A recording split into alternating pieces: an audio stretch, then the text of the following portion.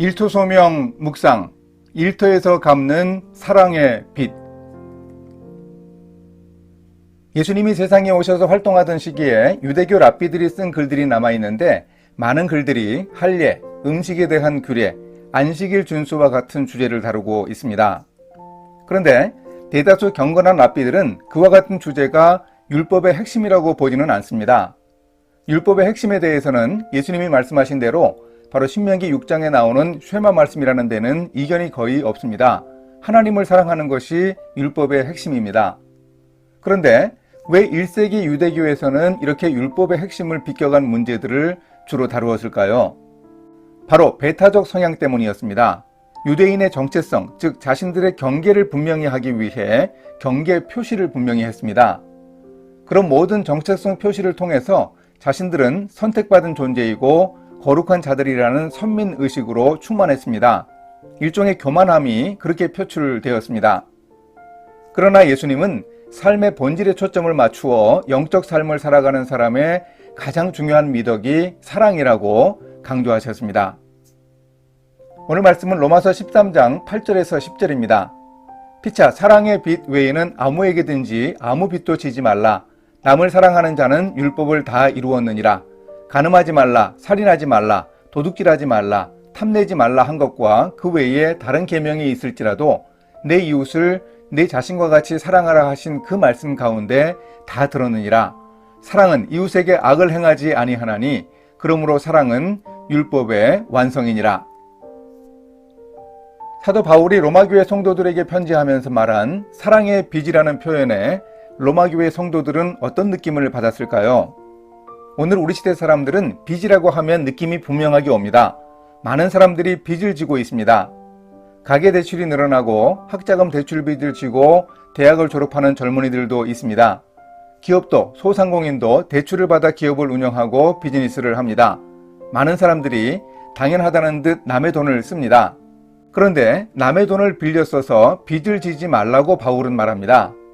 당시에도 이런 부채 문제가 틀림없이 있었던 것을 알 수 있습니다. 물론 바울이 재정에 관한 빚 이야기를 여기서 하는 것은 아닙니다. 그런데 바울이 말하면서 비유하는 채무의 그 부담과 느낌으로 우리는 사랑의 빚에 대해서 이해해야 합니다. 다른 빚은 지지 말고 사랑의 빚만을 지면서 살아가라고 바울은 권면합니다. 이렇게 사람들을 사랑하는 것은 율법을 다 이룬 것이라고 말합니다.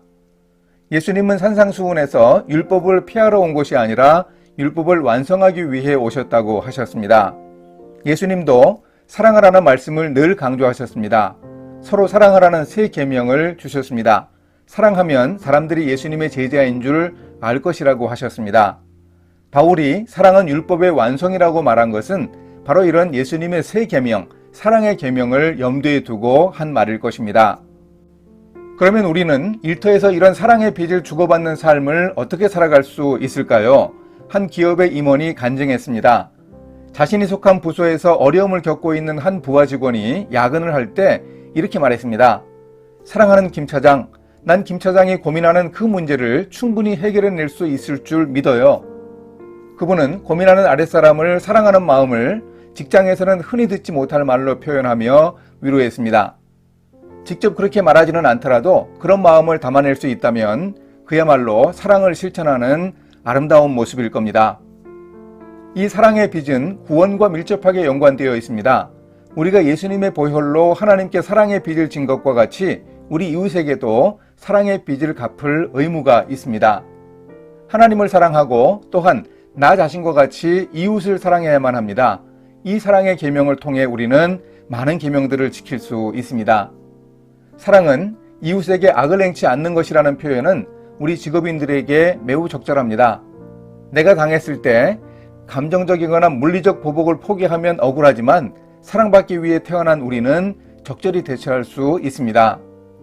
사랑하는 자가 율법을 다 이루었다는 말씀을 기억하고 기도하면서 우리의 일터에서도 사랑의 빚을 갚아나갈 수 있어야 합니다. 이렇게 실천하겠습니다. 일터의 사람들을 향해 적극적으로 사랑을 실천하려는 노력을 더 많이 시도해 보겠습니다.